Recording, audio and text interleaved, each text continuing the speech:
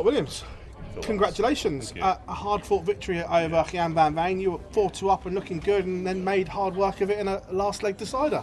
Yeah, I mean, the 150 would have been nice if that had gone.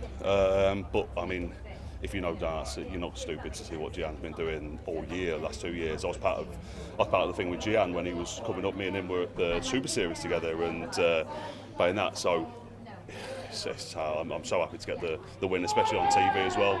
That's nice for me. So yeah, I'm obviously pleased to get the win. Was this a much needed win as well? Because it's been a fairly difficult year for yourself after the World Championships. Yeah, the thing is though, like, difficult-wise, is actually my year this year's been better than last year on the floor.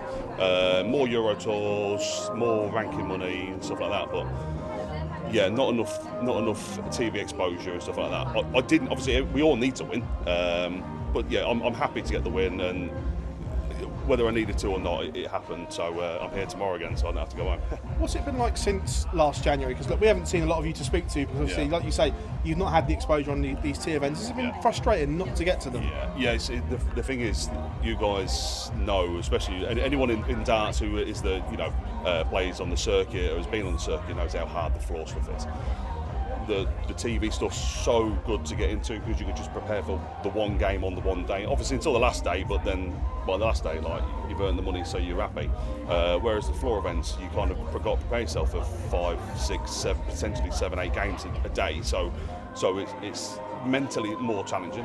But I clearly prepared well, and the change of equipment and stuff that I've been using is clearly going all right. Look, we know you are a tinkerer, and that change of equipment, is that when results aren't going the way you particularly want them, is that when you start thinking, if I change this and I change that? Yeah, yes and no. I mean, sometimes you got to bear with it, but most of the time you can.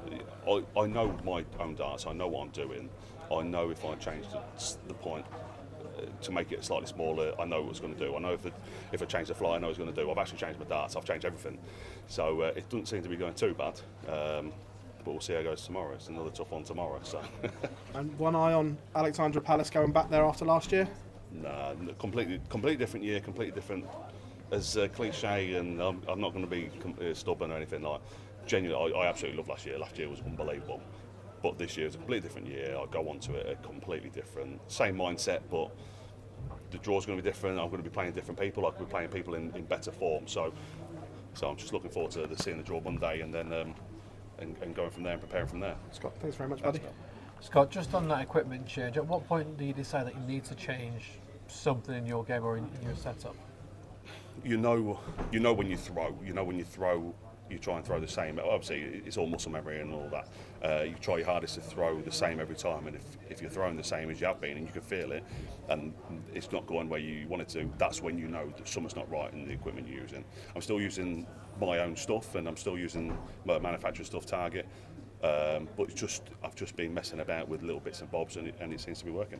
What was the mindset after that World Championship run? Because I know that there are some people who, after that run, they might think, right, go kick on now, and maybe neglect the floor. But from what you've said, that wasn't your mindset. Yeah. You were really confident. The floor stuff, actually, I started off the year really, really well.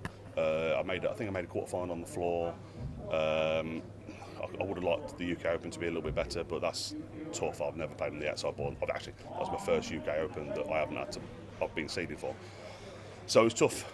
Just try and get into it, but the floor stuff, like I said to Phil, is completely different to the TV stuff. Everything just feels different, so you got to go into it the same mentality, but you have to make that little bit more effort on the floor, because there's 127 other players that are more than capable of beating you, and Luke Humphries and Luke Littler and Marco Van Gerwen, they'll all think the same. You've seen Luke Humphries banging a 79 average this year. Anyone can do it. He's the best of the best. He's the best of all of us. So you've got to take your opportunities when you can.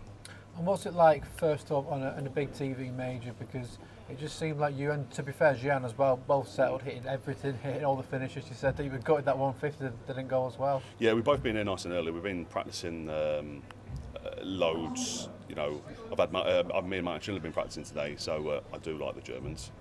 But it's helped a lot having, if you've got people around you that you can practice with, especially when you're here, it makes a massive difference. And I was first on last year on the main stage against Ross Smith, and it didn't go quite to plan.